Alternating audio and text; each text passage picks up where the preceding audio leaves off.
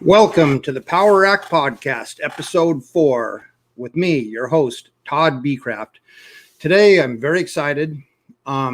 We've got part 2 with Ray Hetlage, and this is a part that I've been really looking forward to because it's part of his life that even I don't know fully about, but I do remember him being involved in that part of his life.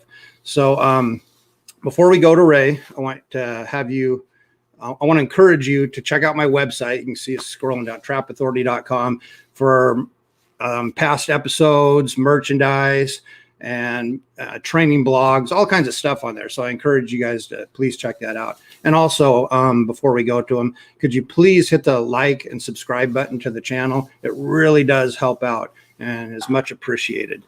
With no further ado, let's bring Ray into the studio and chat with him. Hello, Ray. Good morning. Welcome back, man. Thank Great you. to have you back, man.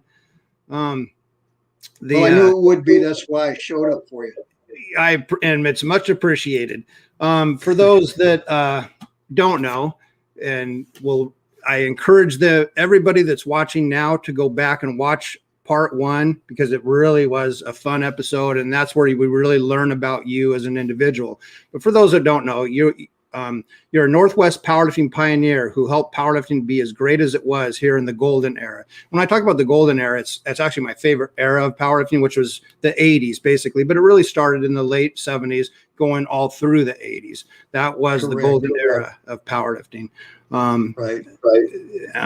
But as the funny part is as much as you did for powerlifting in that era, just by lifting and having a powerlifting team and all that going, you were actually best known for being bodyguard Ray for Portland Wrestling, as far as how your name and fame branched outside of the powerlifting world, because you were literally on TV exposure.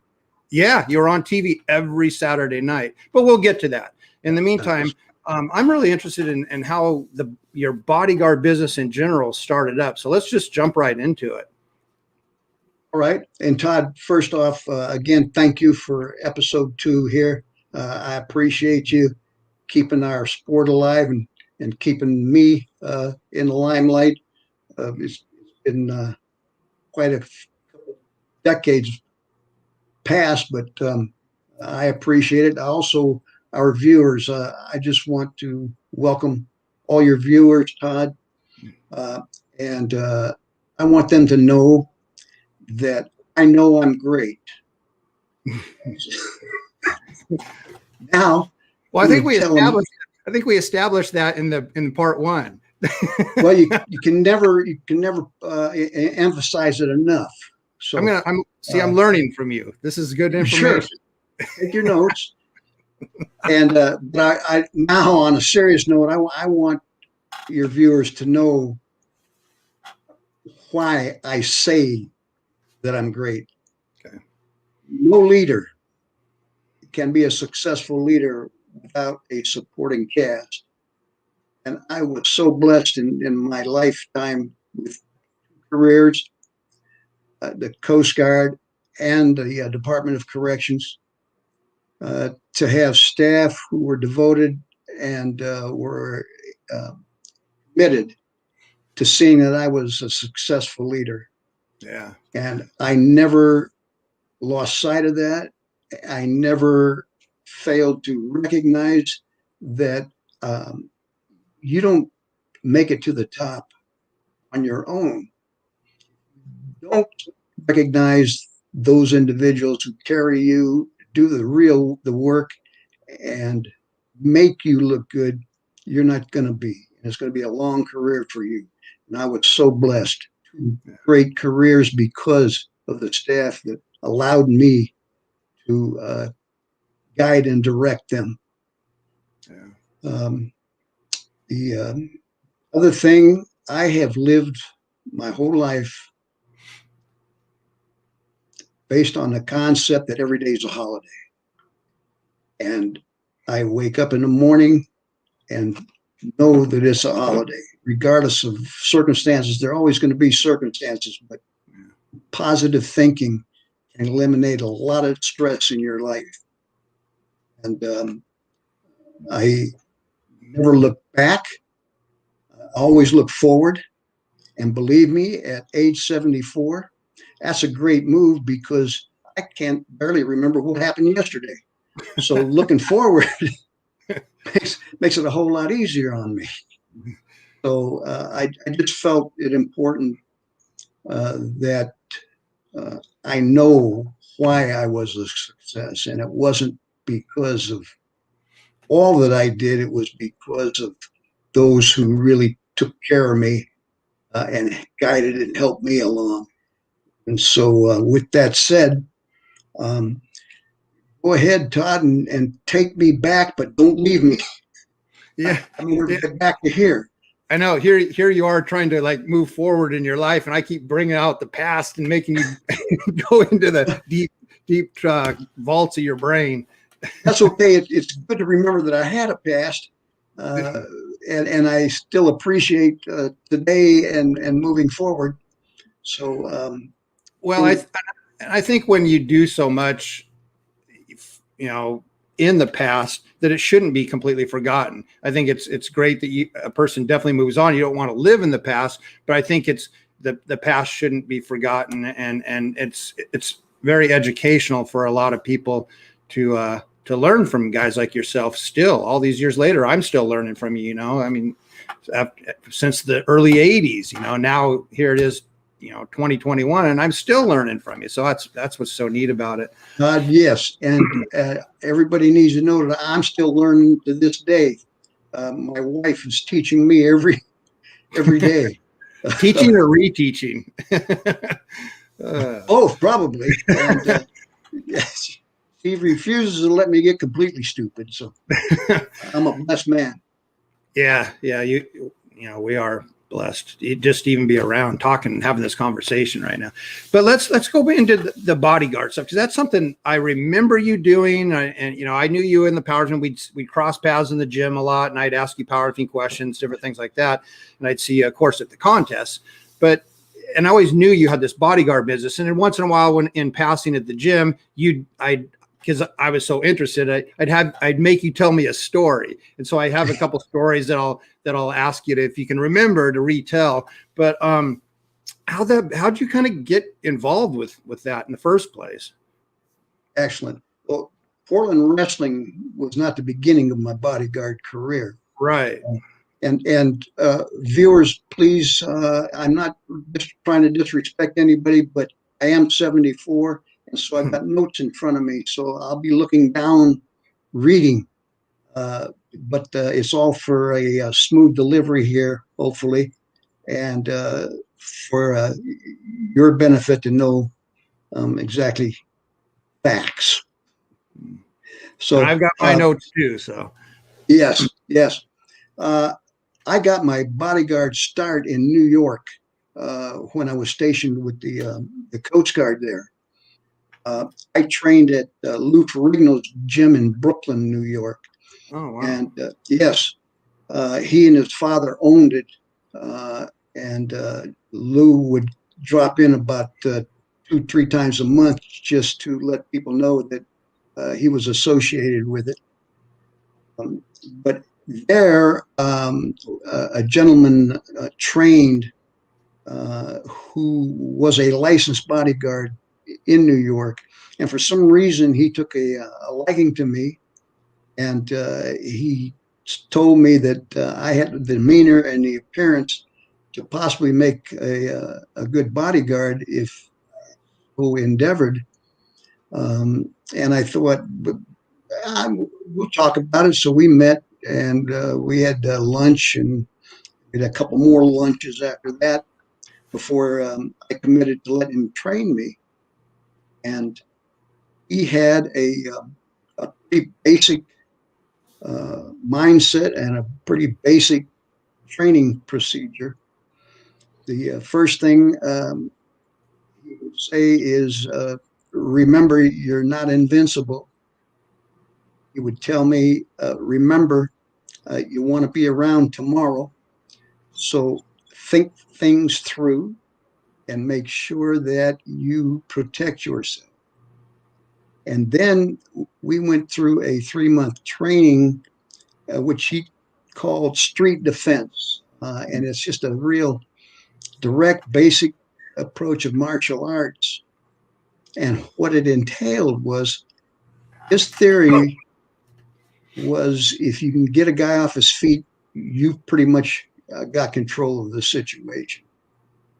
All about how to take takedowns and what to do after you've got an individual on the ground. And he told me the quickest way and the best way is go for the testicles. And he says, once you've got them on the back and once you have your testicles in your hand, you can pretty much get them to say and do whatever you want. And I never forgot that. And numerous times that was extremely effective. Now, he did tell me after that, he said, prior to doing that, be humble and try to talk your way out. If you can get them to back down and if you show some respect to them, even though you're there on a mission to protect, a lot of times you can diffuse just by being humble and not thinking that you're the man that's going to take charge and win the battle. And he was absolutely correct there. About 75% of all encounters can be solved and resolved just by showing some respect and giving them the fact that you don't think you're the hero and you can understand why they may have gotten in the situation they got in, and we'd go from there. Now, check my notes here.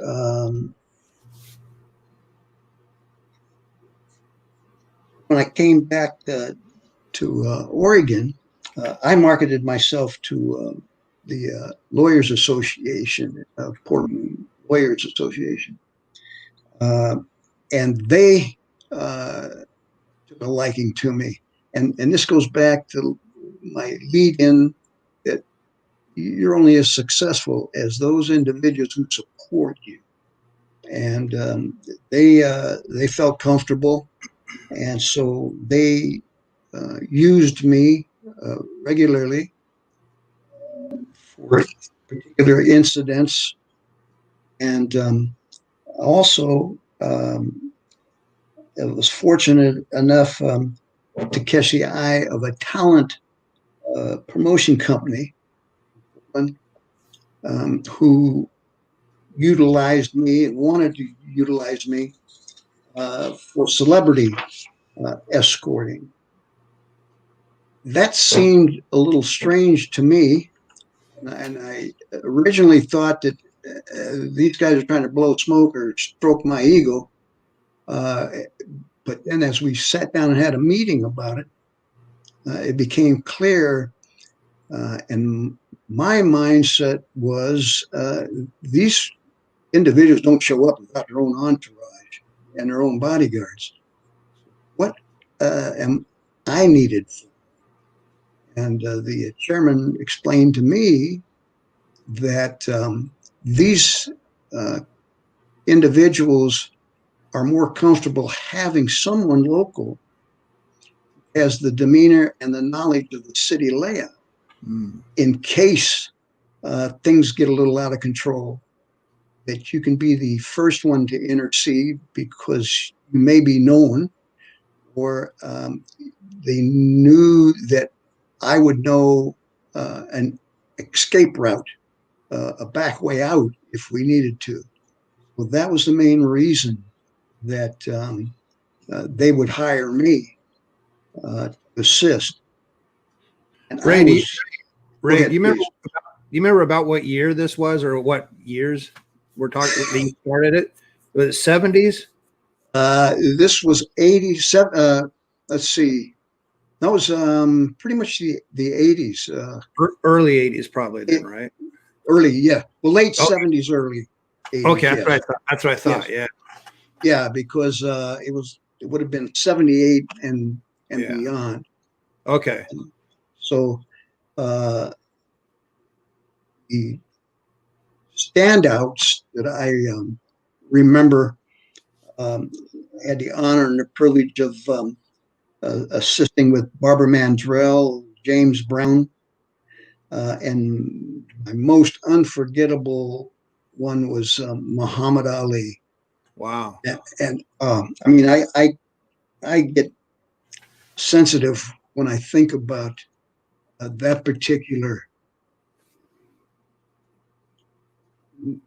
What am I trying to say here? I'm stumbling. Um, that individual escorting Muhammad Ali was just an amazing individual. As arrogant as he appeared, he knew what he was doing. He was putting himself over, just like pro wrestling, Right. and he kept himself in the limelight because of his demeanor.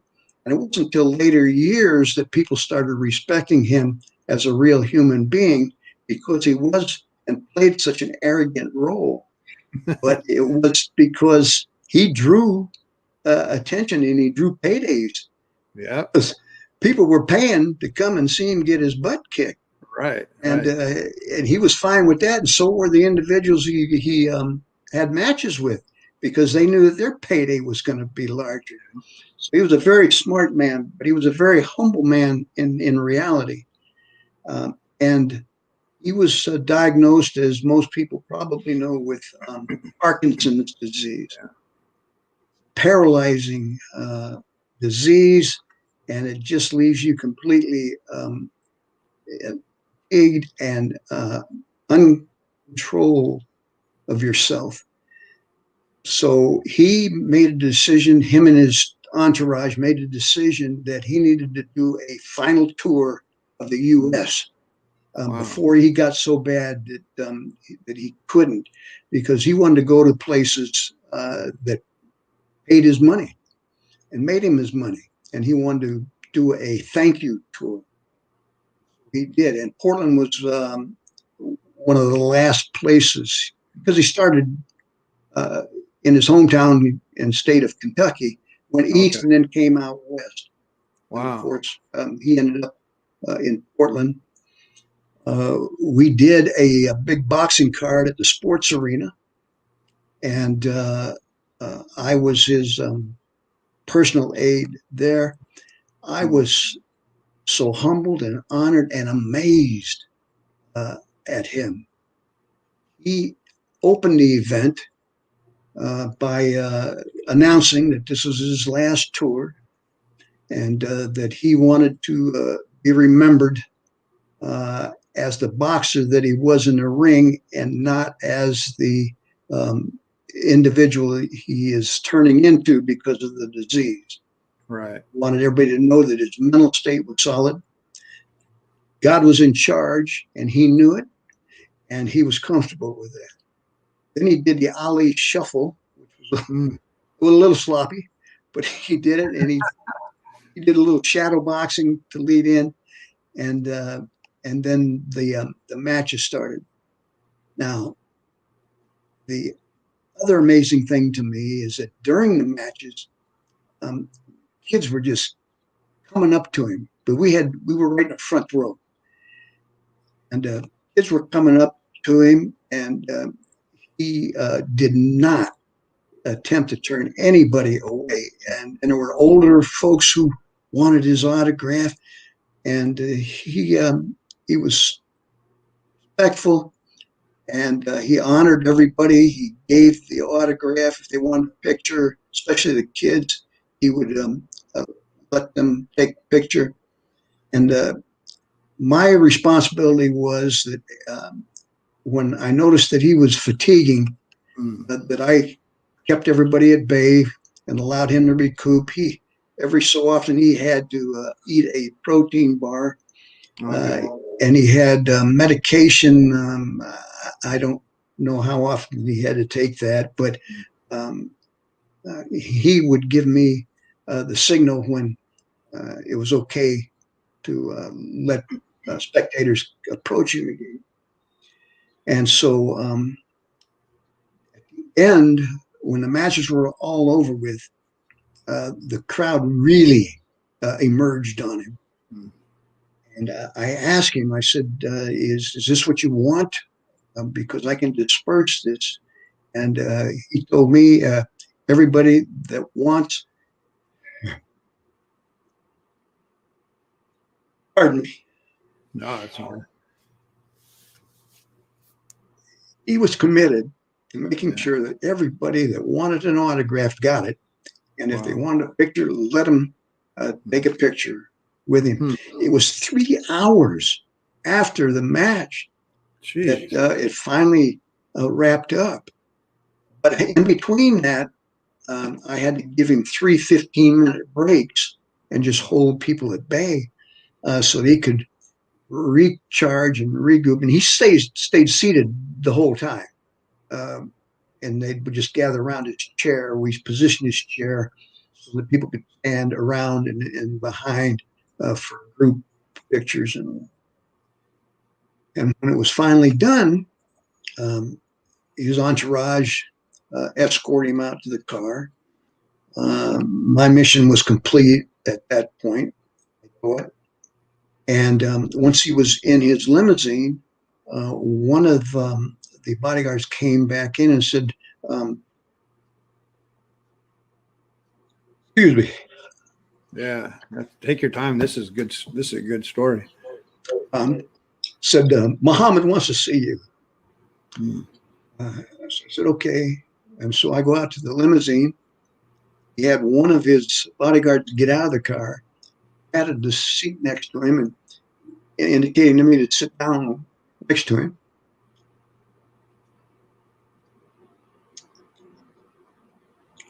Whoa. Thanks for No, the memories, Todd. this is fine. I've never heard this story. This is great. Wow. Well,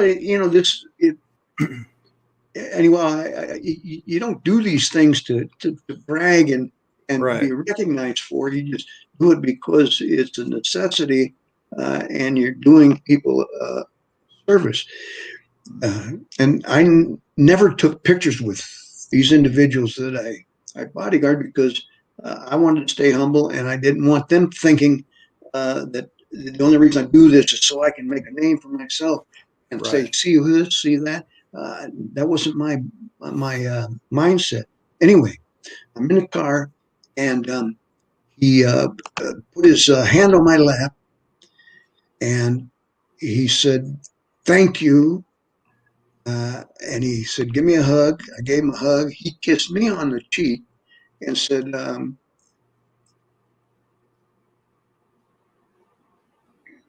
thankful that you were there. And God bless you. Stay strong and continue being who you are. Those are exact words to me.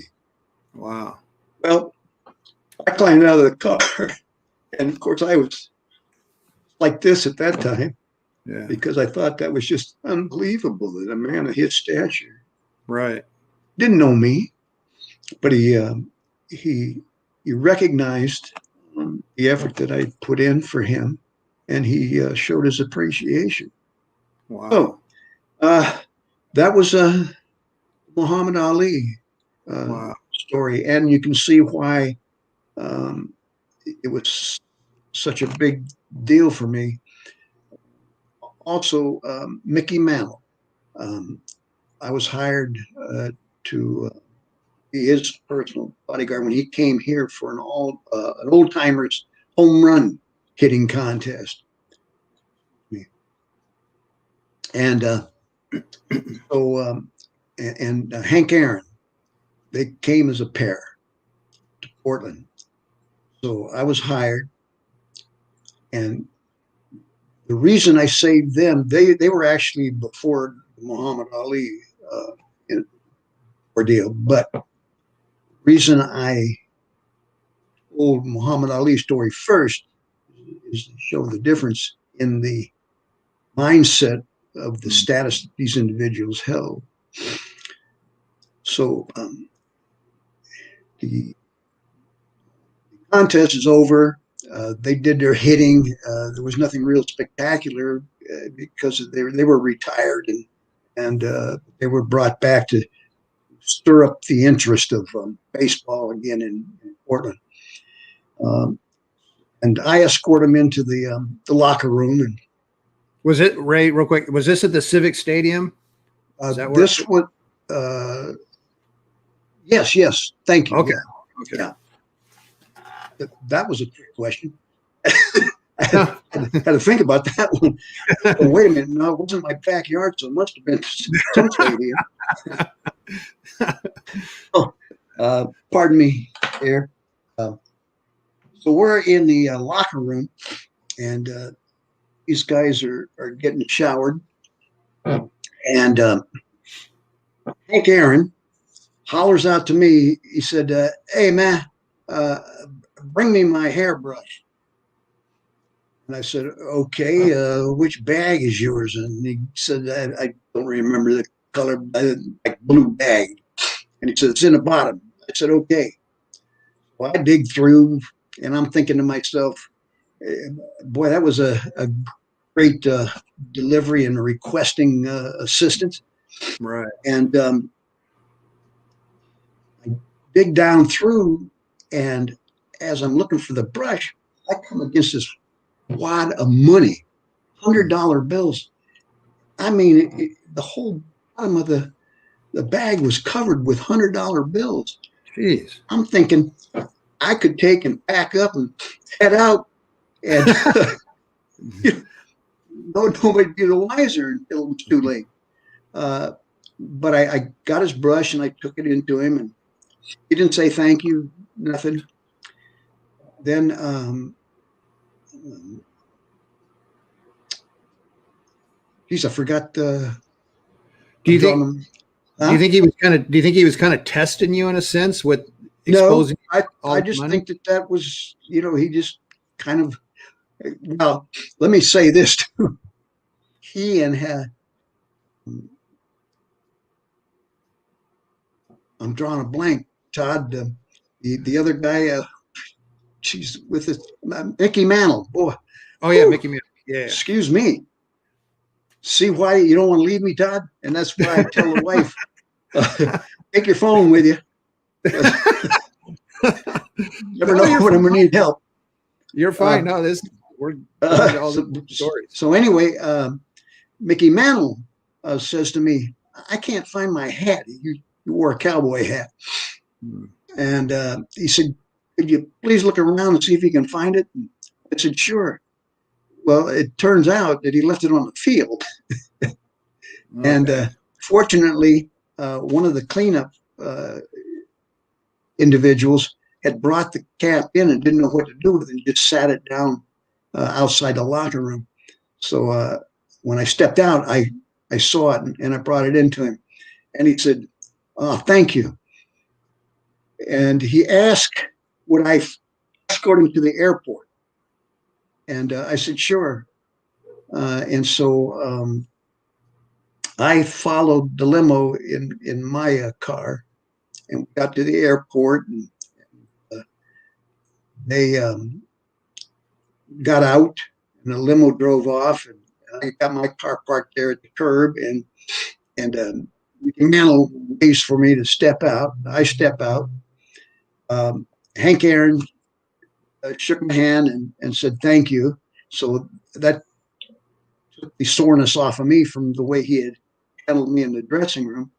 And then Mickey Mantle walks up to me, gives me a hug, shakes my hand, and he said, "You're probably one of the best bodyguards I've had experience with." But he said, "Your effing hair has to go." I had the big afro. And he said, "Your effing hair sucks." Oh, and I said, "Well, I love you too."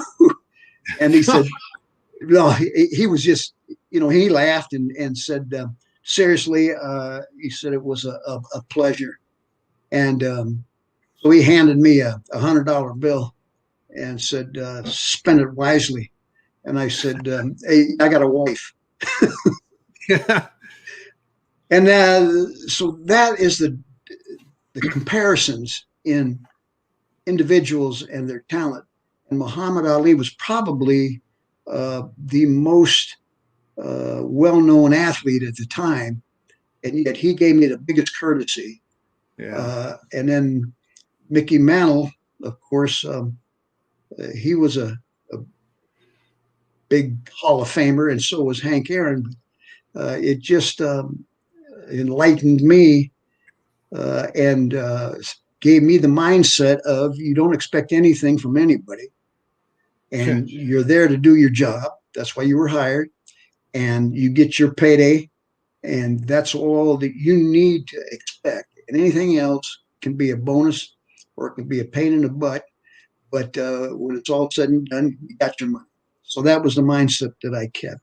That's the story on how I got into the bodyguarding. And Real quick, what yes, was Barbara Mandrell like? she was a sweetheart. Yeah. But any females, I kept distant. I mean, I just did what was necessary, and I didn't try to get too close to any of the females. But she was very polite, and she actually shook my hand and gave me a hug before they left. This was at the fairgrounds in Salem, Okay. and so yes, she was a respectful lady and didn't show any kind of egotistic demeanor or attitude about her status. Yeah. James nice. Brown, he was great too. Wow. But he was kind of a little scatterbrain. Was he? And he was everywhere. He wasn't organized. He'd go from one setting to another in his mind, in his delivery about where he was headed and what he was going to do, and then he'd change up and he'd go, no, wait, we can't do that. I forgot about this. And his entourage is always whispering to him, trying to keep him straight. It's kind of like the wife does me now today. Yeah.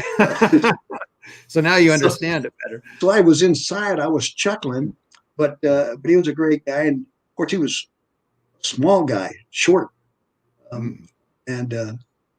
But he treated me well, and he gave me a bonus, a tip. He left also. So, and I didn't look for that. Yeah. I didn't expect it. But it was heartwarming afterwards to know that you were appreciated, and I know I was appreciated by all of them. It's just some knew how to relay that a little better than others. Yeah. So then my bodyguard titles expanded to Portland Wrestling by way of Jesse Ventura. Okay. Am I going too fast here, Todd? Let's before we go into the Portland Wrestling stuff. Now you told some good, positive stories. Let's hear a couple stories. Because I would always, just like the old days, I would always be, as a guy out of high school and stuff, I always be like, tell me the cool stories, right? So I'd always pull some stories out of you. So let's go again before we go to the Portland Wrestling stuff. Sure, let's go to some of the stories. I tell the story that you told me many years ago about a friend of yours that was in a wheelchair. Is that what story I'm talking about? Oh gosh. Yeah, tell that story. I was always one. This is another one of those misty-eyed things. I didn't really know the individual, but for some reason and somehow, his grandmother, who he lived with, had my name, got my name, and as I find out later, an individual that was in the apartment complex that they lived in knew me. And when this incident happened, she was checking with neighbors to see who may have seen what went on, and she happened to stumble across him. And he says, well, I know a guy that you should probably contact and talk to. So this call, and this older lady is trying to talk to me, and she's getting teary-eyed. And so I'm being very patient, saying, just take your time like you do me. Tell me to just take my time. And then she ends up telling me, and this is on the phone now, she tells me my son is paraplegic and gets about in a wheelchair. We had a ramp build so he can get in and out of the house. And she said, there are a couple individuals who keep harassing him when he's going down into town. And one of them took and greased his ramp the other day. Came out and hit that grease, and it slid and threw him out into the street and dumped him out of his chair. And she said he was pretty badly bruised and hurt. Jeez. And he said, is there anything that you can do, or is there anything that I should do? I said, well, you can always take and do a police report and report it and let them handle it. And she said, I did that, and they came out and interviewed us. She said, I hadn't heard anything since, and this was 2 weeks ago. And I said, well, how do I know who I'm looking for? Yeah. And she describes this guy, said that he hangs out about 3 blocks away at a tavern. And she said, my neighbor told me that he's usually there on Friday nights. I said, okay, I'll see what I can do. And she said, well, how much is this going to cost me? And I said, I am a cookie freak. Oh, And wow. if you could bake me some cookies, I'll even buy my own milk. Oh my God. She said, that just it doesn't seem like it's enough. And I said, I'm not looking for enough. I'm looking for some payback for this guy. And I said, and I'm looking to help satisfy you and your son or your grandson. So anyway, I go, and it took me 3 weeks, 3 Fridays to finally spot this guy. And when I spotted him, I went up to him and I said, hey, we got a problem. And I described the incident to him and said, do you remember this? And he was just as blunt as could be and tells me the kid's a pain in the butt. He thinks that he owns the sidewalk with that wheelchair. Yeah. And he said he's ran me off the walk a couple of times. And I said, well, that's a shame. It's a shame he had to run you off the walk when you saw him coming. You should have stepped to the side anyway. Well, that didn't sell well. And so we immediately got face to face. And anyway, I went into my training mode, sweep him off the ground, grab his testicles, and ask him if he was sorry. That I wasn't, but I am now. I said, you owe grandma. And I just left it at that. I got up, I grabbed his hand, pulled him up, and said, are we okay? And he said, I probably will be. And I said, please don't make me come back again. So then I went back to grandma, and a couple of days later, she called me and said, I got your cookies. And Wow. and so I went and picked up the cookies. I hugged the guy, and grandma gave me a hug and a kiss, and I got my cookies. And then she said, before you go, I want you to read this. She handed me a card.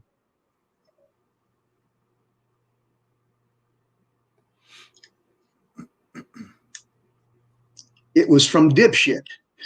He Really? had, he had taken her card, and in the card asked, were there any expenses that needed to be paid? Wow. Yes. And I don't know, what she said or how, if there was ever any finances exchanged or not, but the car alone was enough for me. And I told her, if you have any other problems, make sure you get a hold of me. And I said, please understand that I'm not out here to try and resolve everybody's issues. This was a special one, and I am glad you were able to get in touch with me. Yeah. So that was that story, and I saw him a couple of times later, and then he passed, and I never bothered Grandma. Uh, that's one of the stories that always stood out, and one that I was so proud and blessed to have been able to resolve, and I move on.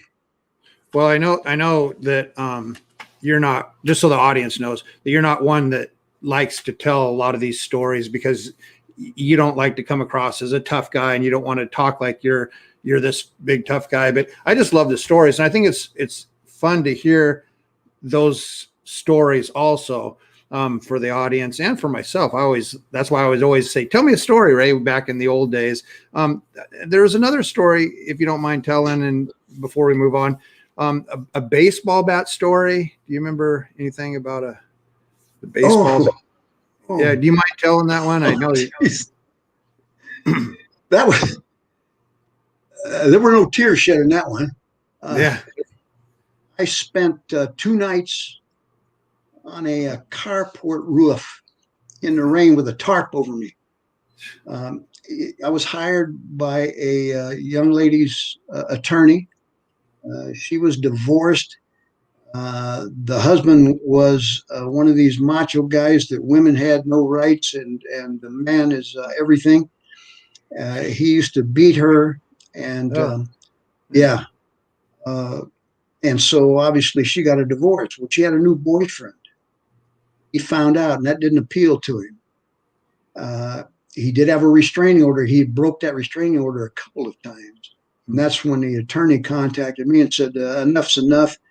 She just got a call a couple hours ago that this ex-husband had told her, remember all the beatings you got because you wouldn't listen to me? He said, well, you haven't seen anything yet. My God. Yes. So the attorney calls me and says, I don't know if you want this one or not. And I said, I got nothing to lose. And so, and I never took on an assignment like that where I knew there was probably going to be a physical encounter without notifying the local police. This was in Gresham. Oh, okay. So I notified the police and said, I've got this. I've been hired to try and catch this guy violating his restraining order so that they can legally take him to court and have him locked up. And so they needed me for a witness. So I accepted it. I come by. He was supposed to come by one night, and I guess it was raining too hard for him. He didn't want to get wet. So he never showed up. So I went by the next night. I got there it was like 7 o'clock in the evening because I didn't know, because it's winter. And so it got dark pretty early. And so I get back up on the carport roof, and I got the tarp pulled over me, and I'm trying to stay awake. And all of a sudden these lights flash in my eyes, and this car pulls into the driveway. This guy gets out. Oh, this must be my contact. And he's got a baseball bat in his hand. And I said, this don't look good. So I come flying off the carport roof, and he had busted. He swung and busted the picture window, the front picture window, and he was then taking and finessing the brakes so he could step through the glass window and not get cut. Jesus. Well, I hollered at him and said, hey, I said, are you supposed to be here? Well, he turned to swing the bat, and he swung it thinking he was going to hit me.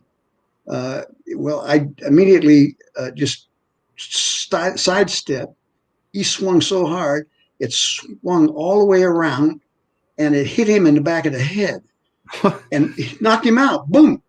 The guy's out cold. And so I immediately get 911 and say, hey, I got the guy here. I said, you won't believe this. He knocked himself out for me. So he was just coming around when the police showed up, and he really didn't know where he was at or what even happened. And I still don't know to this day if he thought that I was the one that threw the punch that knocked him out, or if he ever realized that he knocked himself out and just made my payday was quick and easy. Wow. So, yeah, that's you don't forget one of those either. No, it was that easy. I didn't even have to touch the guy. I just had to call the police. Right.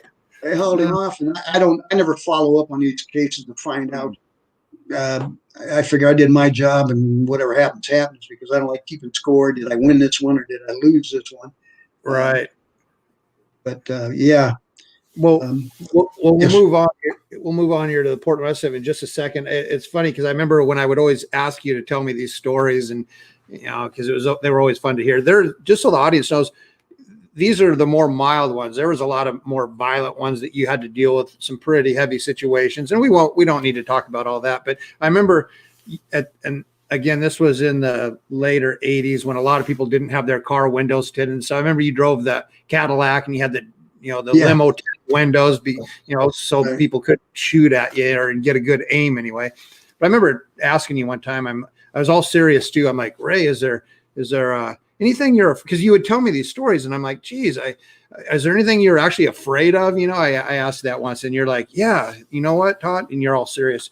There's actually one thing that I get really nervous and anxious and I'm scared of. I said, geez, what's that? And your words were my opening squat. Yes. I remember that stuck with me because I'm like, thank you, Todd. I forgot about it. Yes. Yeah, I'm thinking that's funny, but yet it's probably true because there's something about that opening squat in a contest that is the most nerve-wracking thing you'll do. Well, for those who don't know, the 3 events started with the squat, then they go to the bench, and then they go to the deadlift.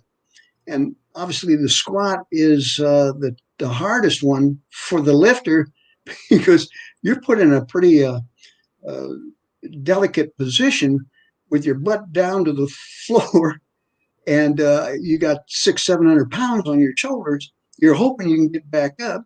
Plus, you can't total without one complete lift of the 3 events. Right. And you can't get your trophy if you don't successfly complete an attempt in each of the 3 events. So the squat was always the nerving one, and it's the first lift, and you're just getting into the flow of the meet. So yeah, the squat was always the one that made me the most nervous. I would pace in the warm-up room, going, I hope that I've picked a weight that I'm not going to fail with, because you just never knew. But yeah, that was the one. And is this a good time to talk about, or do you want me to save this one until after when I finally retired? Yeah, let's go into the bodyguard wrestling stuff first, and then we'll end with the whole bodyguard segment with that. That'll be good. All right. On why. Let's actually. Well, first of all, I just want to say, yeah, one thing about the squat. There's a squat, bench press, and deadlift in a powerlifting competition. The squat has the most rules you have to follow. The most technical reasons you could get disqualified for it than any of the other 2 lifts. And plus, when you're in a powerlifting meet, you're getting ready to do what's close to a maximum squat on racks, bar, weights that you've never lifted on before, because it's on the platform. You can't even warm up with them. And then you're getting ready to be judged by 3 different people. So yeah, it's a very nerve-wracking thing. There's something about once you get that opening squat, even though you got to go heavier, something about getting that opening squat and you're in the meet, you're officially in the contest at that point, that it's an amazing feeling that you lose a lot of that anxiousness, Right. But Okay, on to the Portland wrestling. Again, as much powerlifting as you did and bodyguarding as you did, you are most famous for being Bodyguard Ray and seen on Channel 12 Portland Wrestling every Saturday night, multiple times, because you'd walk the wrestlers out to the ring. We have a few pictures here. I'll be showing kind of through. There's you walking Larry Oliver to the ring. Oh yeah. Why don't we? How'd that all begin with you? Well, as I let off and interrupted your delivery, No, you're fine. Jesse Ventura got me Okay. involved, and the way he and I hooked up was at LaPrinzi's gym. He and like Ric Flair, Hulk Hogan, all the big names back then would come to LaPrinzi's gym because Sam ran a very professional operation, and he had every piece of equipment you could think of. And Sam was just a sweetheart. I'll just say this really quick, and then Sure. let you. When I was 15 years old, that's when I first was able to go to that gym or join a gym.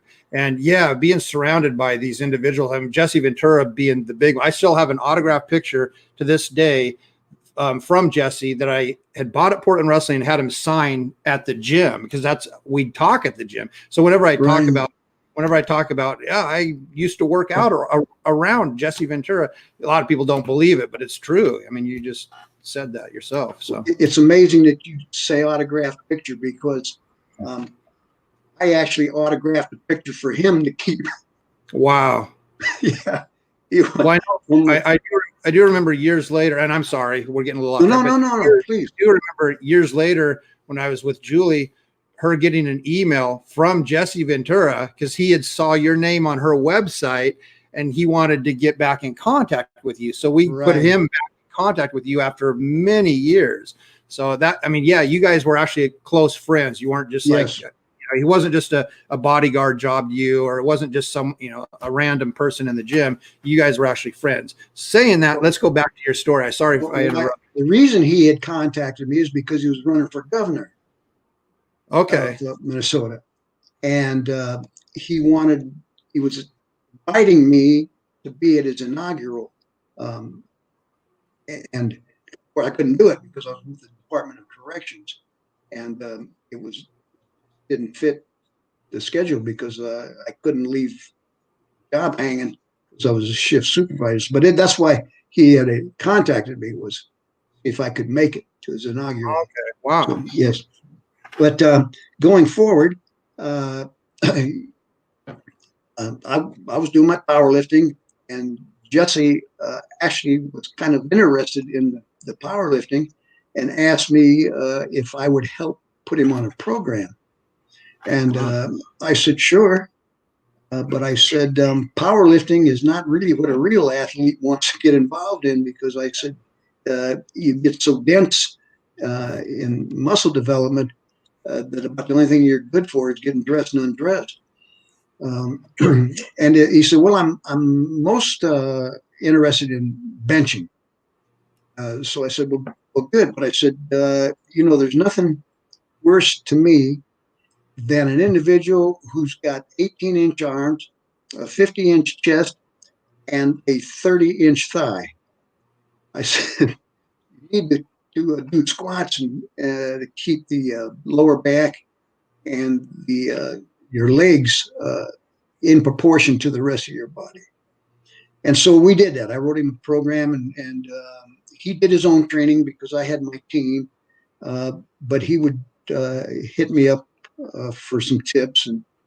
And then he invited me to come down to Portland Wrestling. And I said, you sure you want to do this?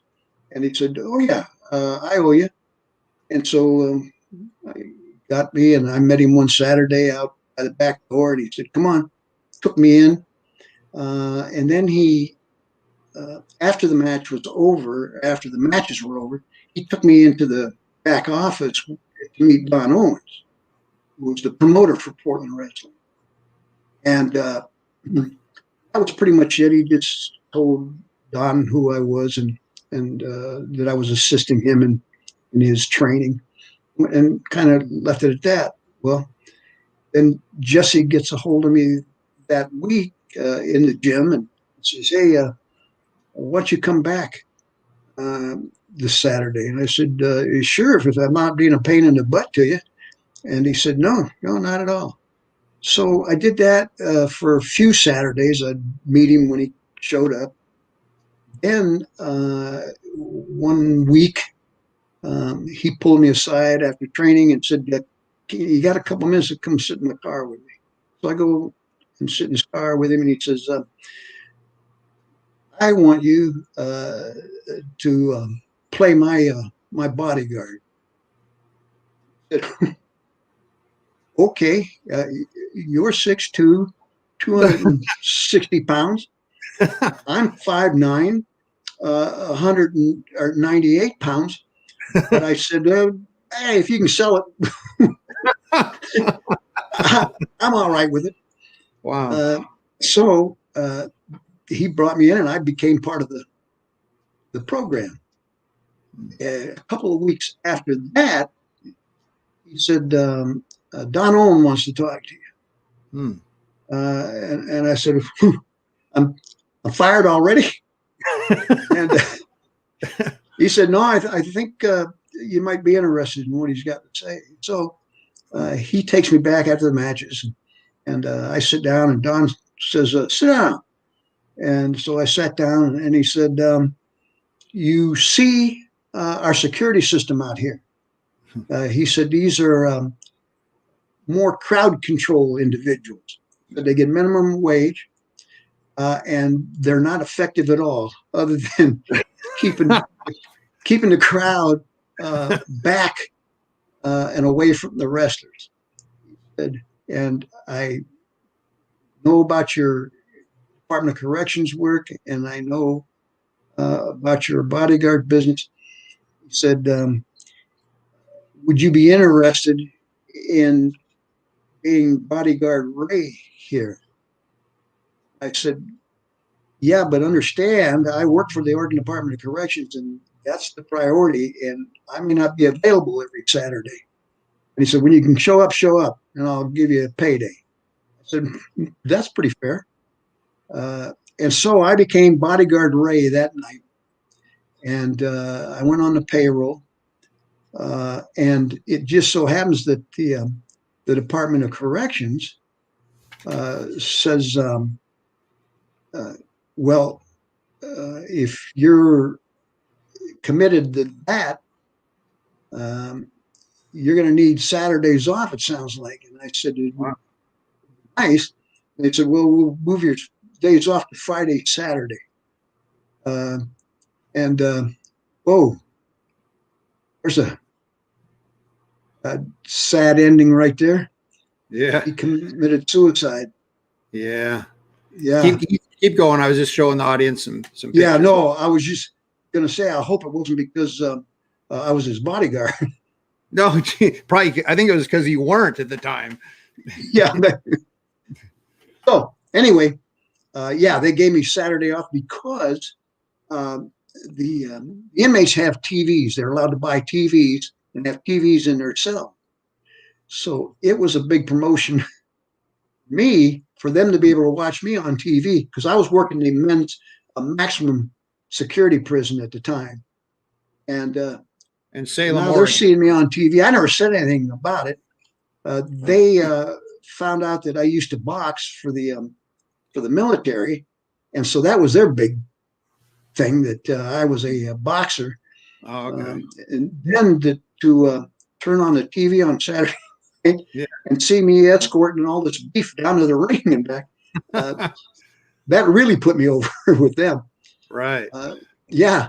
So that's how that all came about. And of course, because I had the background training that I had, it made it nice for me to be able to take on the heavy duty stuff, fights that broke out, or individuals who thought they were better than the rent-a-cops.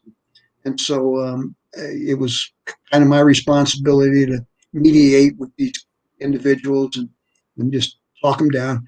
I only had, out of the years that I spent at Portland Wrestling, I only had to escort out 2 individuals the whole time because I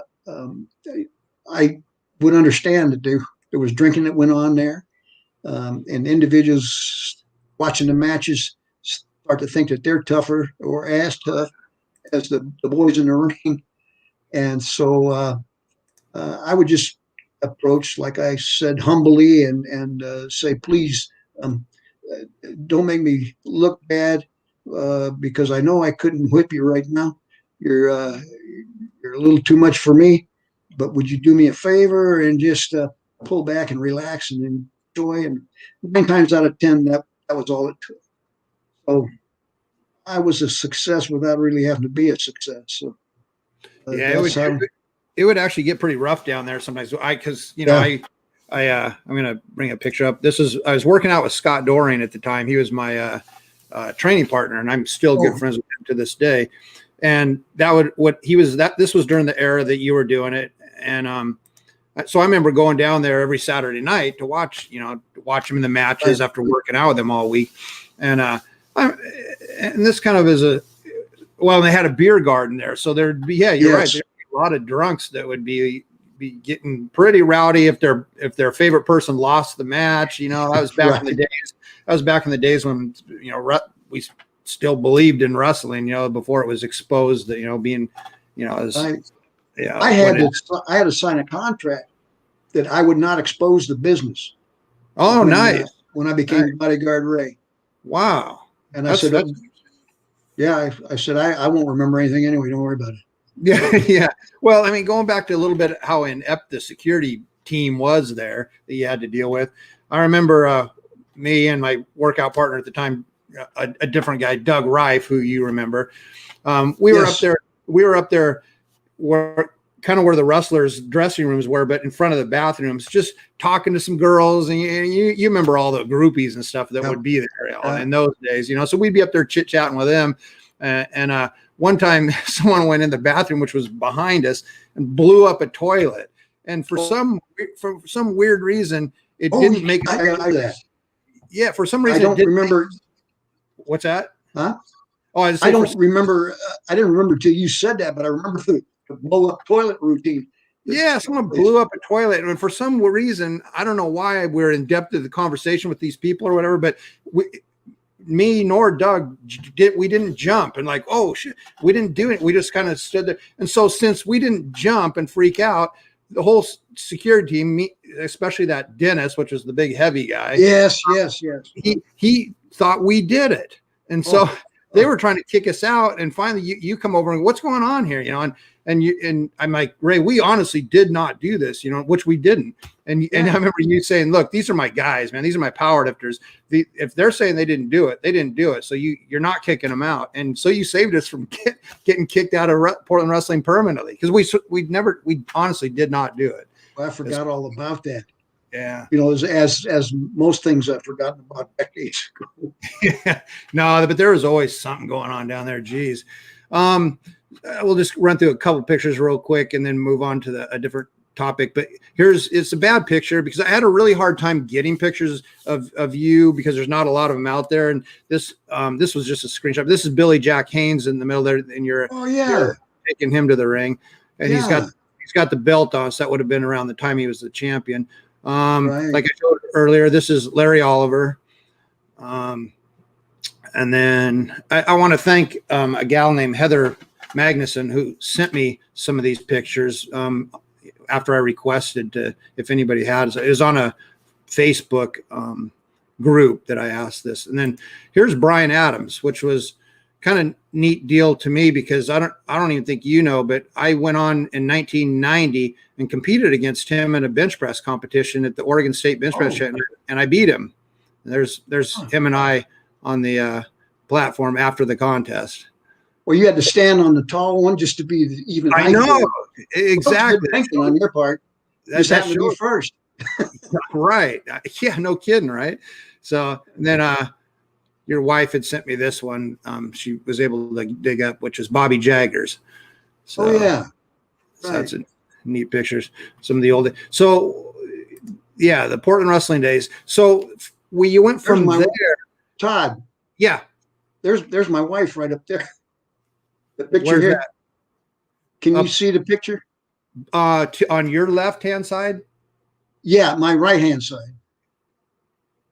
There's one. The picture next to Oh the. yeah. Yeah. Yeah. Oh, Yeah. that's right. That's still the right and left never changes. He keeps telling me that, and I keep forgetting. I go, this is my right. This is the right one for now because I'm Right. shuffling these papers. I get confused. The right hand being the one. Hey, could you? So let's go from Portland wrestling. Let's go to where you started working for Billy Jack up at the gym, and I started training up there. So first of all, before we go into that, there was this will help you remember the date and the time era. That's the date and everything of the grand opening. Oh yeah. Do you remember much about? I mean, that was Hulk Hogan was here, and dude, the fans, including myself, were literally a couple miles down the road waiting in line to see this event. This was a really huge event out in Oregon City on obviously September 13th, 1987. Do you remember much? Like, is there any stories to tell about the grand opening of that gym before we lead into you working there? Not really. I do remember that I was his personal bodyguard while he was here, and the Oregonian did a spread on me, being his bodyguard and comparing the sizes of him and me. Oh, you gotcha. But yeah, that was a big event. Then you went on, and I started working out there because you were the manager there. And I kept this business card, actually. I still have this business card to this day. Wow. But it kind of shows the kind of the facility, how big it was at the time and what all it included and the hours and everything. How did you come about to work for Billy and be the manager of this gym? There again, it went back to Portland wrestling. Okay. Yeah, he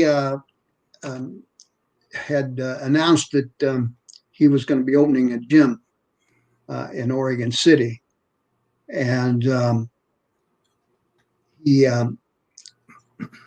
asked me at one of the matches if I would be interested in managing his gym, and yeah, I said it'd be an honor.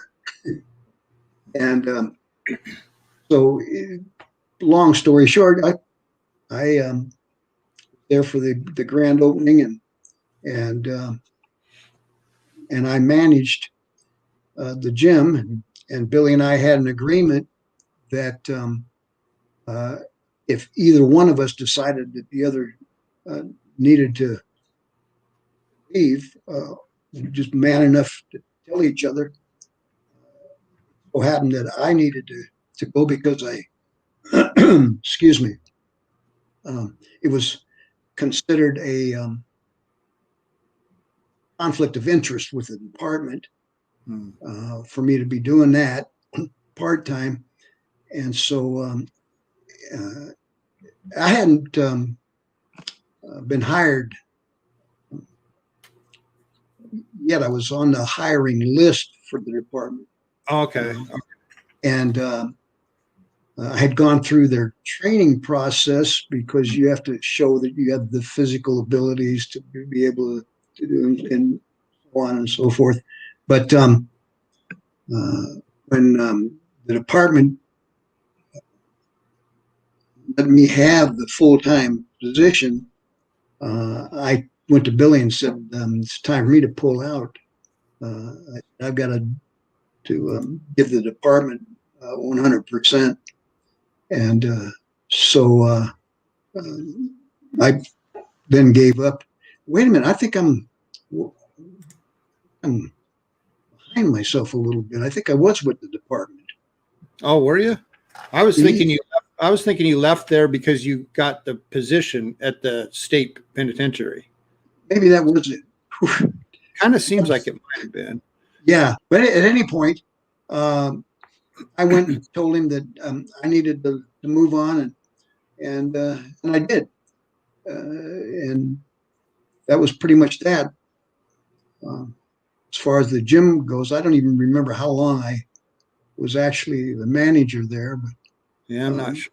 I don't remember. I remember going up there and training, and you'd spot me a lot, and I did my first 500 bench in that gym, and I did my first 700 squat in that gym with you guys, with you as a squatter. So I mean, it was worth the drive for me to go up there. And at that time, that was a lot of gym space and a lot of nice equipment in that gym for that. You know, because we're talking right. Yeah, in 1987. So figure 1988 on. I think 1988. Yeah, 1988 is when I was up there training under you. So you were definitely there at least a good solid year, or maybe more, as far as of when you worked there. Let's go into we'll wrap this section up real quick. But what's Billy started his wrestling federation. Now, did you leave Don Owens at this time to work for? Yeah. Because obviously you're working for Billy, so you must have. Right. Do you remember much about that? It did. I know it didn't last real long. The Oregon wrestling. Yeah. I did a farewell to Portland Wrestling, and they did a feature on me. You know, they had their own news paper, more or less, where they did weekly updates on the guys and what they were up to. And so they did a feature on me saying that I was leaving the position and to go with Billy Jack and manage his gym. Yeah. So that's how that happened. Of course, I ended up coming back to Portland Wrestling when I quit Billy's and went with the department. Then I also went back to Don Owens and got my position there. Yeah. When was do you remember, did you work for Portland Wrestling clear up to when it ended, or had you left before it actually ended? I had left before it folded. Okay, that's what I was wondering. I wasn't sure on that one. Right. Let's jump forward to you being inducted into the Powerlifting Hall of Fame. I can't remember the year on this exactly. Julie and I were talking about this, and it was either 2010, 11, or 12-ish. And I just don't remember. I don't remember either. Yeah, but this is when you were inducted into the Northwest Strength Hall of Fame that we had going for a number of years. This is you giving a speech. There's me. This was when you presented me the Powerlifting Lifetime Achievement Award. Yes. Remember?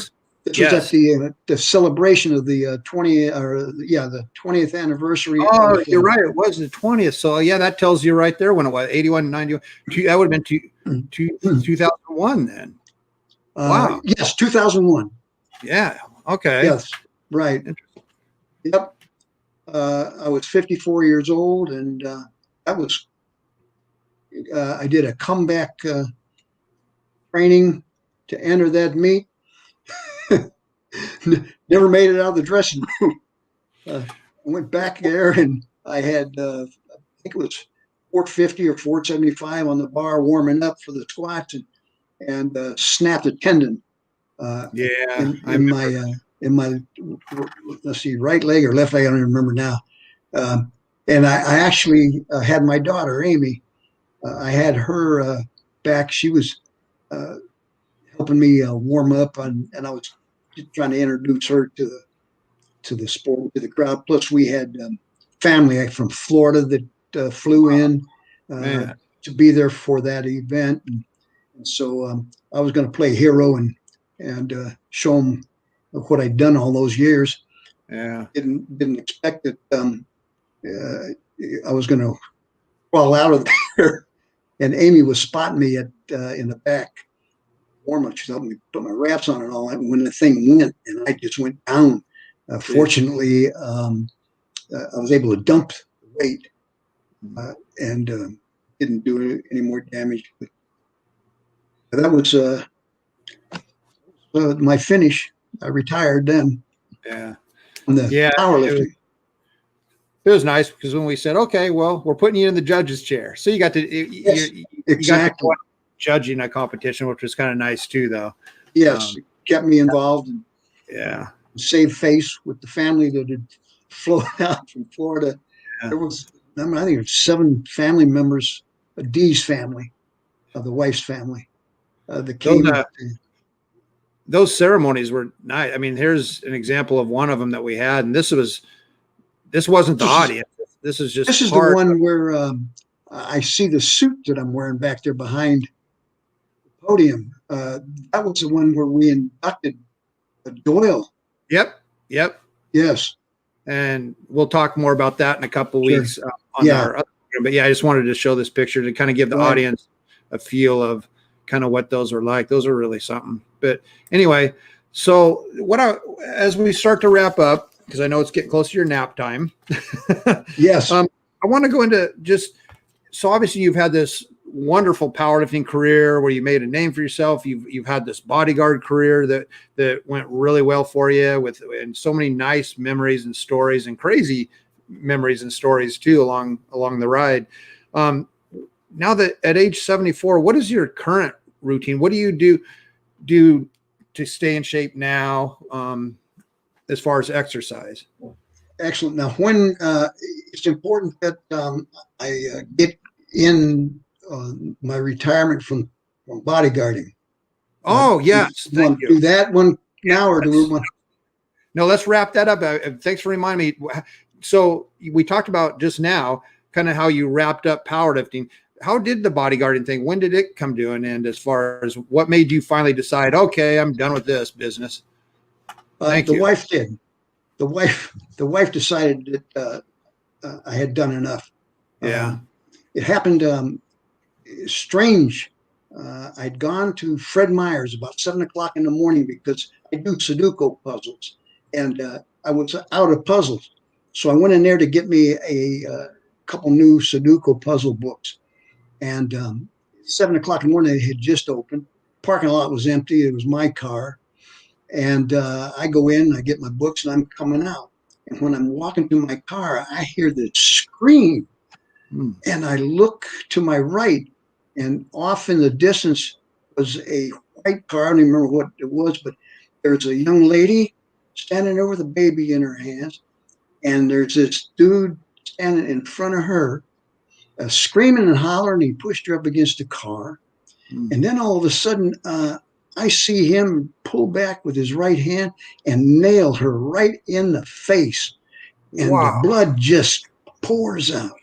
And so I go running over, and I jump in and take this guy to the ground, and he tries to bite me. So I hammered him in the face, and he fell out.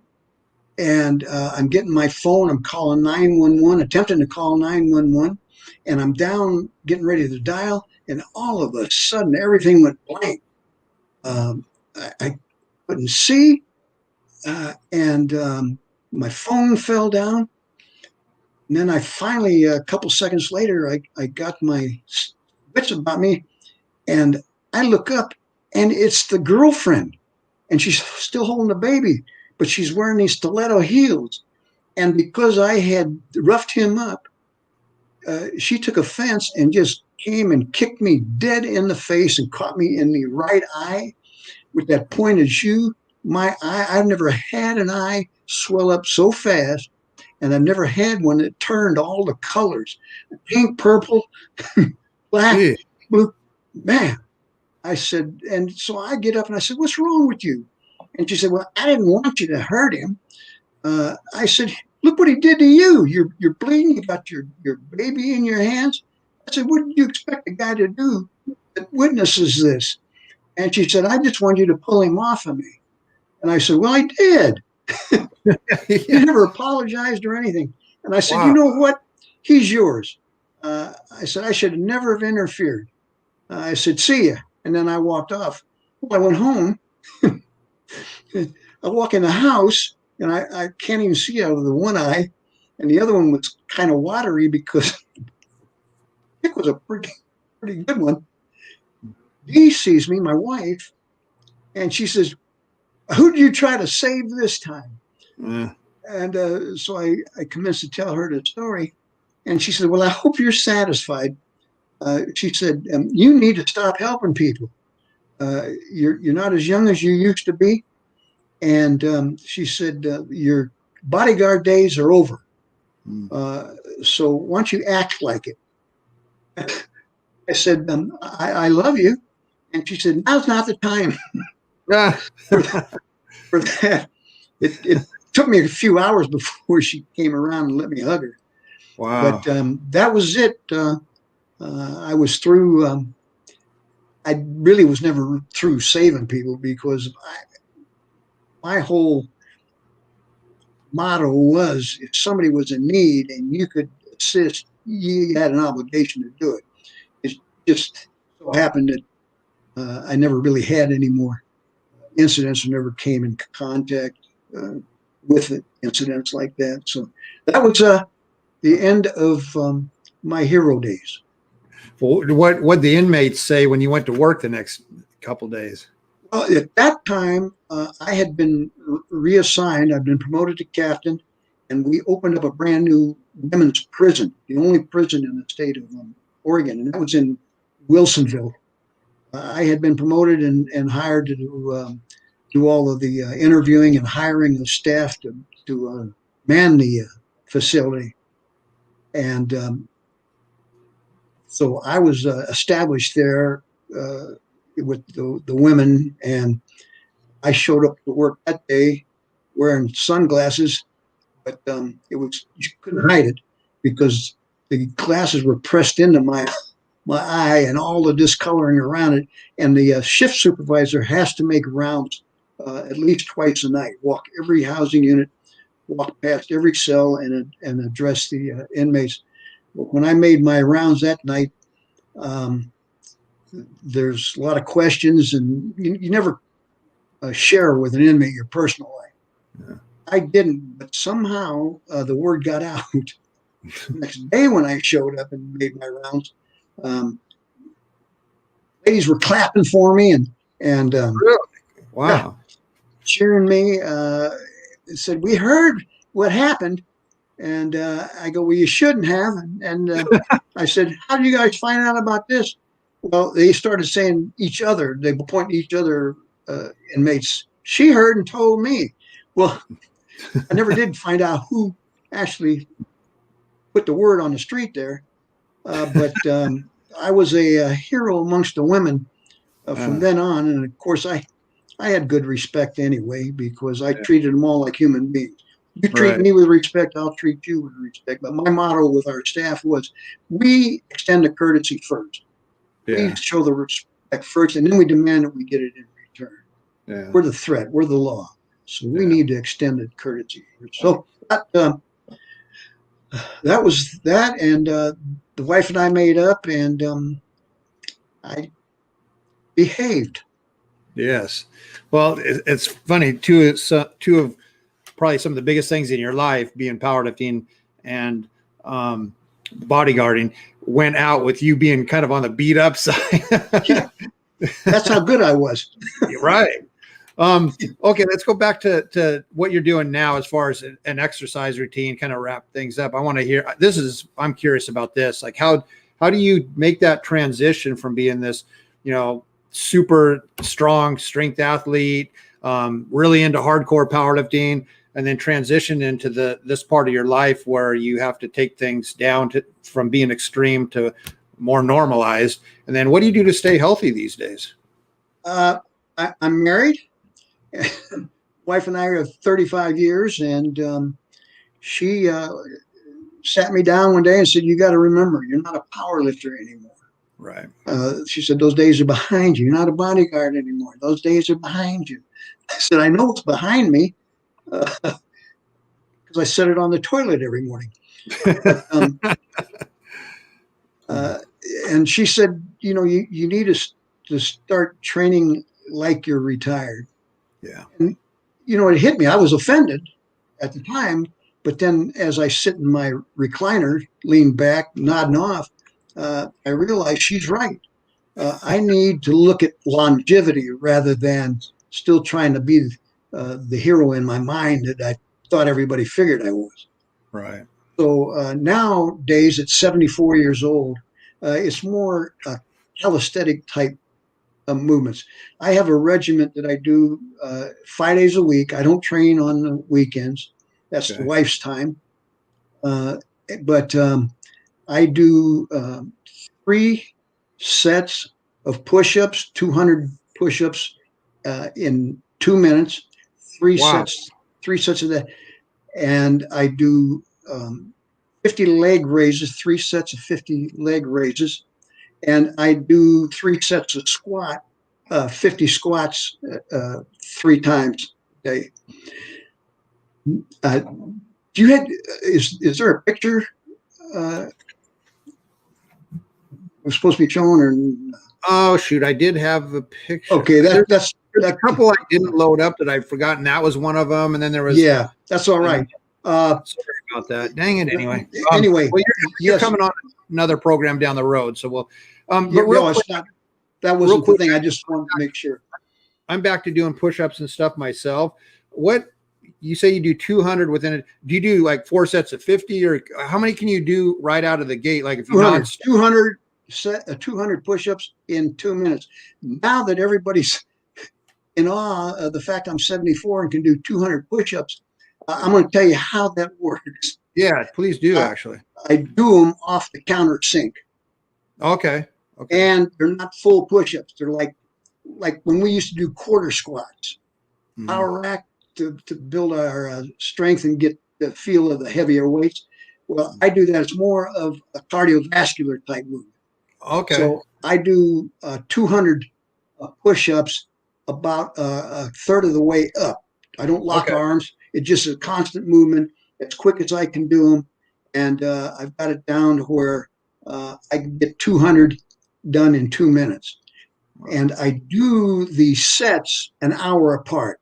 So I do a set of push-ups, a set of leg raises, sitting in a chair and extend the legs up. And I do a set of squats. And that is down and touch a chair and then come back up. I don't do full squat.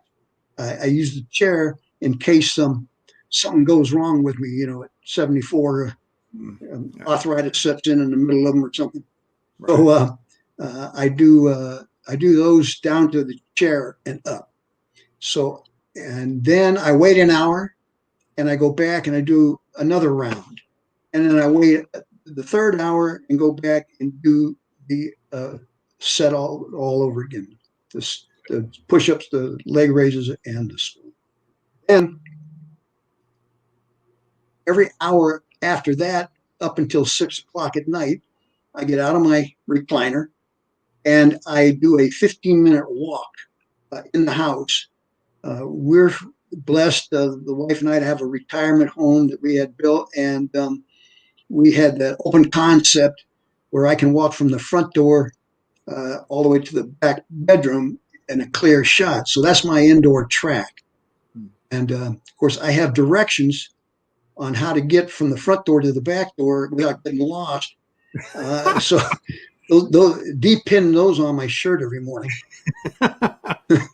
but that's my routine. It's pretty basic, but it is intended to keep the heart pumping, the blood pumping, and to keep some hardness to me.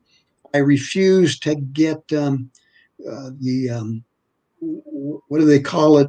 The chest peg, the pecs. The man boost or whatever. Man boost, thank you. Yeah, I refuse to let that happen. Plus, push-ups are great because they work the shoulders, the back, and the tris and the bis. So it's a pretty good program for a 74-year-older to do. It gives me enough to keep some hardness to my body. So that's my routine. So just to be clear, you eliminated all weightlifting resistance exercises as far as weight bearing exercises. Just correct. to save your joints and things like that, right? Yes. Okay. And and then diet wise, Well, real quick yes. before, I know you do a lot of walking. Is that correct? Yes. That's what I'm saying. Tell me about your walking regimen. Well, that's what I was saying about this time of year in the winter. Yeah. I am not going to go out and get wet. Well, I talked to you the other day, and you had been outside doing a big walk.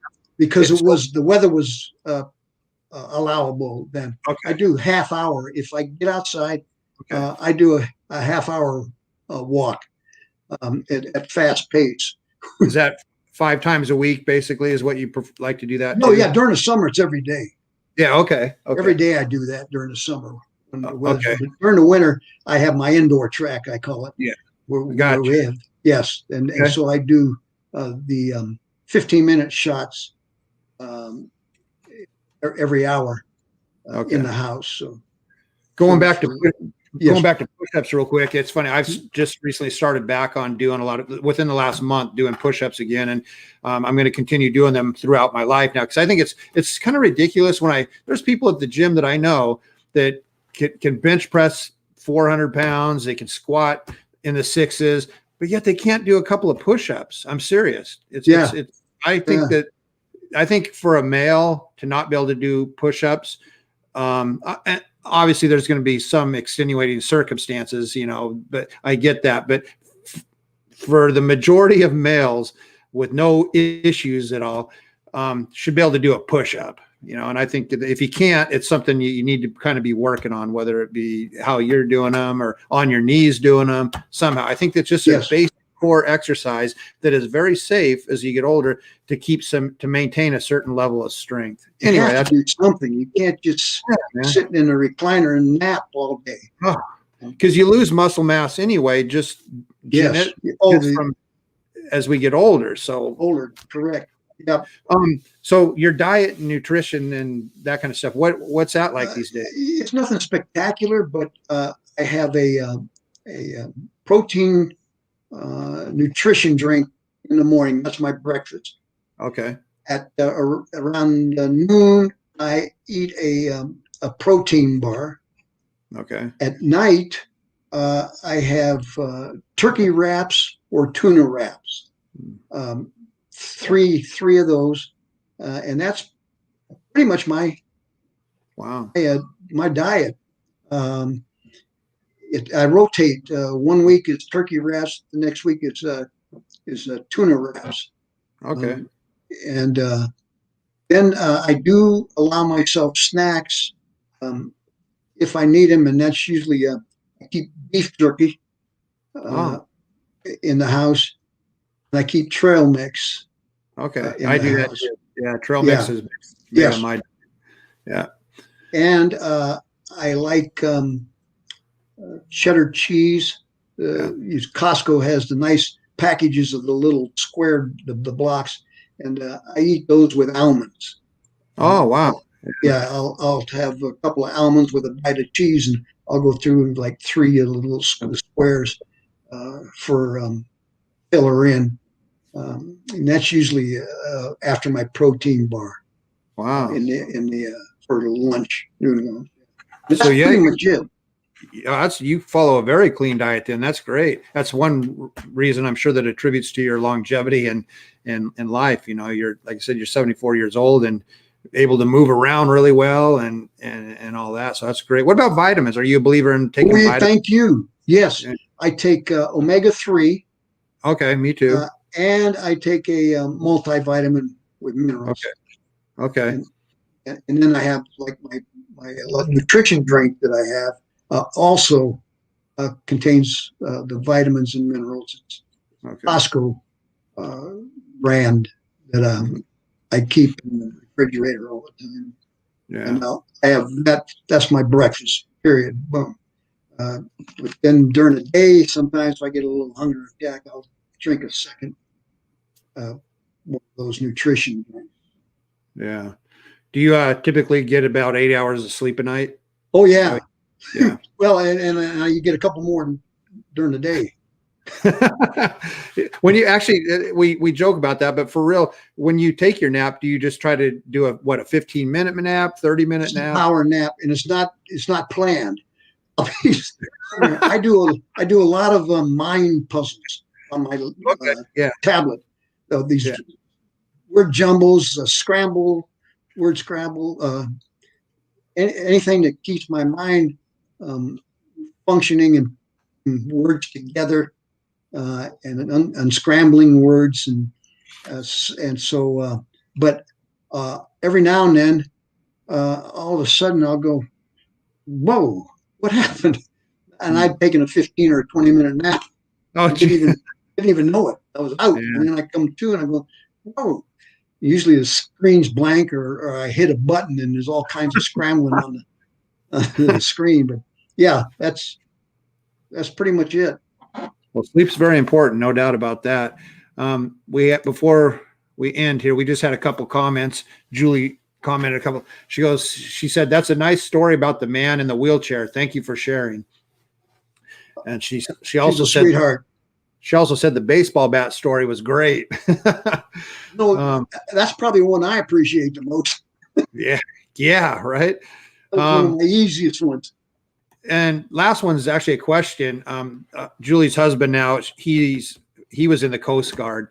So they asked, Ray, what was your favorite place you were stationed in the Coast Guard, and what were your duties? New York. New York was fantastic. It was Governor's Island for him. He'll know what that is, being Coast Guard. I was stationed at Governor's Island for years because of my powerlifting. And so that was great. It was its own little city. You never had to leave the base if you didn't want to, because they had everything there: movie theater, club. They had restaurants. Everything was right there on Governor's Island. Wow. And my duties there was I was on the honor guard there for parade functions, and then of course it was a great place. They allowed and built me a gym above the basketball court where I do my workouts, and I had my team, Coast Guard team that trained, and I was their coach, and we competed in military championships and all. So I was responsible. For his information, I was a storekeeper. That was my rank, which is supply and finance. And I was more in the budgeting end of it for the Governor's Island. I maintained the budget, the commander informed of how much we were spending for supplies and what was going on in this. Yeah, well, I know he's retired Coast Guard also, but I know that when they go on their vacations and do things, some of the trips that they make, they'll always go visit the different bases. And because I guess the weight rooms these days on the bases are on a lot of them are pretty damn amazing. Yes, now. Mm-hmm. Yeah, what were they? Did they all the bases have weight rooms back in your time or not? No. Okay. Matter of fact, they allotted me $10,000 to put together my powerlifting setup. Yeah, for my equipment and such. It just so happened that with Ray being my first name, the admiral of the base he was Admiral Ray. His last name was Ray. Oh wow! We had a special bond, especially with my powerlifting. He would come by in his van at night and honk in front of my living quarters, and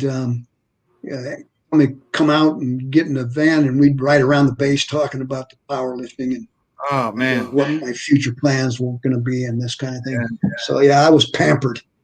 So almost embarrassing. That's great. It was no accident. I was a hero, Well, you were needed. The America needed you. Yeah, right. So did the guy with the baseball bat. You're right. Yeah, there you go. You you made that was later on, of course, but yeah. Well, you represented the Coast Guard. Oh yeah, I competed for the Coast Guard. Yeah, competed for the Coast Guard. I wore the Coast Guard colors, the bench uniform. I had USCG across that because that was just a regular wrestling one piece that you wore for me for the bench, but I had the special suit for squat and deadlift that I wore, and I didn't have any moniker on it. But yeah, I was.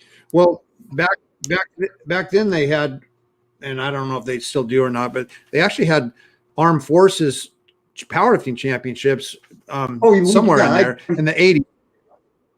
Yeah, I competed in several of the military.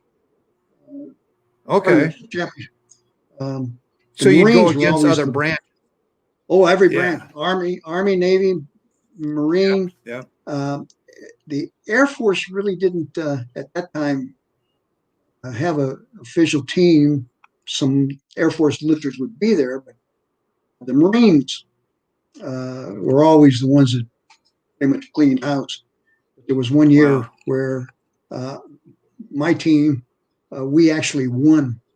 It was a fluke thing because the Marines' big gun got hurt and wasn't able to compete.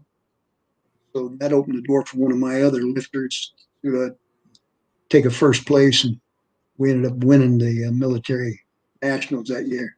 I don't even remember what year it was. But that was a big.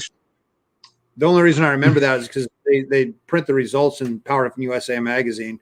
Talk about the Armed Forces champion. I'm like, wow, that's kind of cool. They pit you guys all up against each other like that.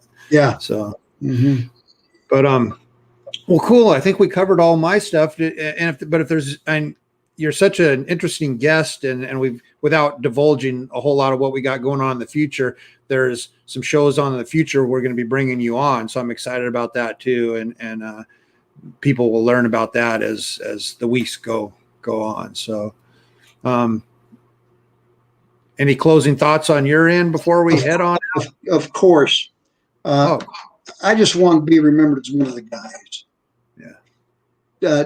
Don't put me on a pedestal, although it would be easy to do that. Too late. No. I appreciate this opportunity, and I appreciate all those out there who have watched and listened to the BS. And I just say to everybody, life is good. It's all about positive thinking. So God bless everybody, and guys out there and women who are into the weight training and all. Stay strong, be sensible. When your body isn't feeling right, don't train. That's where my longevity came in. Was if I wasn't feeling right on a particular day, I would do a very light workout. I wouldn't push it to where I came up with any injuries. So smart training and enjoy your life. Perfect. And on that note, that's a good ending. So Ray, I'll be seeing you very soon. And I thank you so much for all that you do. Love you, brother. Man. Appreciate it very much. Yeah. All right. Bye.